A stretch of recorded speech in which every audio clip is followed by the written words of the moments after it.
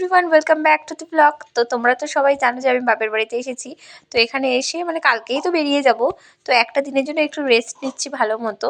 আজকে এখন বাজে বেলা 11টা, আমি ঘুম থেকে উঠলাম, উঠেই দেখি আর একজন চলে এসেছে। আর আগেই তো বলেছি তোমাদের, ও হচ্ছে আমার আমার আর একটা বান্ধবীর মেয়ে।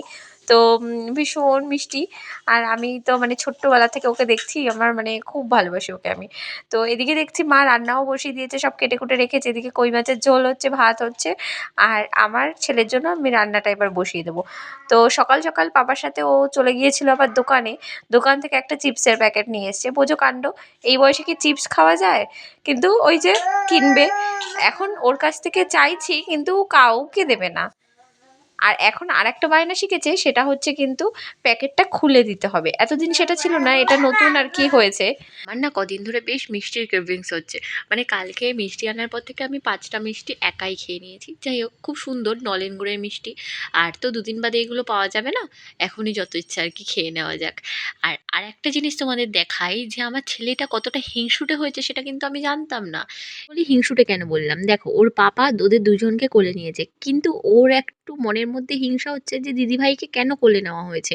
দেখো কিভাবে ধাক্কা দিয়ে ওকে সরাচ্ছে, খুব কিন্তু রেগে যাচ্ছে। আমি এটা দেখে জাস্ট অবাক। আমাদের বাড়িতে তো ও একা একাই থাকে, ওরকম কোনো বাচ্চা আশেপাশেও নেই যে ও তাদের সাথে মেলামেশা করবে বা তারা আসবে বা এই জিনিসগুলো মানে ফুটে উঠবে। কিন্তু যেহেতু এখানে এসছি আর এখানটায় ওর সাথে দেখা হয় ওর, আর ওর বিভিন্ন রকম জিনিস না ওর সাথে আসলে পরে ওর অ্যাক্টিভিটিগুলো আরও যেন বেড়ে যায়।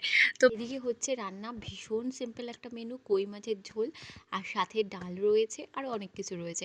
যাই হোক, এখানটায় ততক্ষণে বাইরে এসে দেখছি যে প্রচণ্ড পরিমাণে মেঘ করেছে আর বৃষ্টিও নেমে গেছে কিন্তু। আর সাথে হচ্ছে শিলাবৃষ্টি। আর এই অসময়ে আনএক্সপেক্টেডলি কিন্তু বৃষ্টিটা হচ্ছে, মানে কি বলবো, বসন্তে আর কি বৃষ্টি, বর্ষা এসে গেছে। তো আমরা তিনজনে বসে এখানটায় আমরা বৃষ্টিটা কিন্তু এনজয় করছি আর কথা বলছি। আর তার মধ্য থেকে এই পুচকুটা আবার কি বলার জন্য উঠে দাঁড়িয়েছে, তাই আমি ওকে বললাম বল তুই হাই। তো চলো ওর কথাটা কিছুটা শুনে নাও। ভালো না?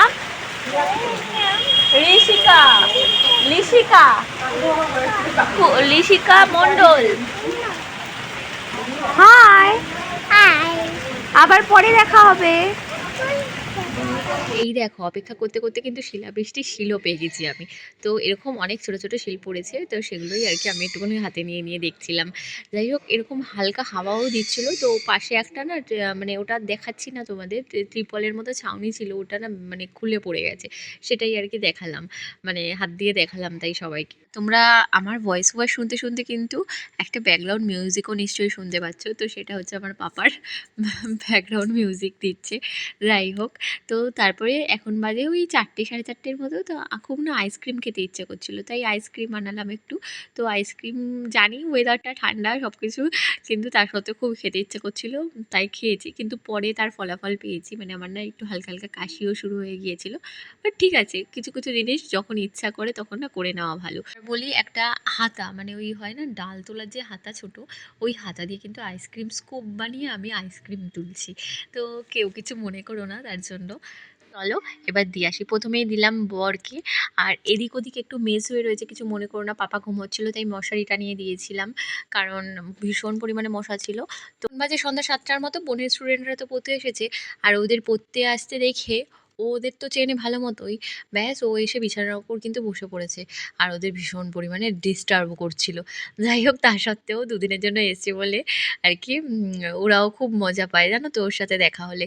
এবার চলে আসি রাত্রেবেলা। এই টাইমটা নিয়ে যে কি পরিমাণ ভুগি তোমাদের আর কি বলবো, ও সহজে ঘুমোতে চায় না। যাই হোক, চলো আজকের ভিডিওটা কেমন লাগলো অবশ্যই কিন্তু আমাকে জানিও।